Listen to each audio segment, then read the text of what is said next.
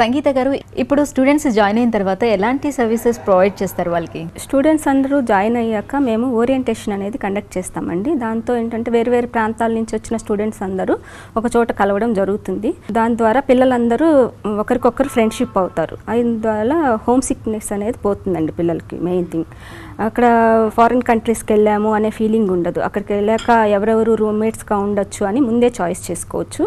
అలాంటి ఫెసిలిటీ కూడా ఉందండి ఇక్కడ గోమెల్ స్టేట్ మెడికల్ యూనివర్సిటీలో. హోమ్ సిక్నెస్ పోగొట్టడానికి, అలాగే వాళ్ళకి ఏదైనా ప్రాబ్లమ్స్ వస్తే సార్ట్అవుట్ చేయడానికి మీ వైపు నుంచి ఎలాంటి ఎంకరేజ్? మా డైరెక్టర్ అనేవారు ఎప్పుడు అక్కడ ఒక అవైలబుల్ ఉంటారండి.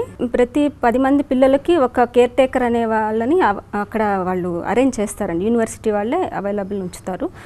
ఏ ప్రాబ్లం వచ్చినా వాళ్ళు స్టూడెంట్స్ వాళ్ళకి కాల్ చేసి చెప్తే వాళ్ళే హెల్త్ ప్రాబ్లం అయితే హాస్పిటల్స్కి తీసుకెళ్ళడం, లేదా ఇంకేదన్నా సమస్య అయితే వాళ్ళు సాల్వ్ చేయడం, ఇలాంటివన్నీ వాళ్ళే చూసుకుంటారండి. తర్వాత స్టూడెంట్స్ ఉంటారు, వాళ్ళు కూడా మంచి గైడెన్స్ ఇస్తూ ఉంటారు పిల్లలకి.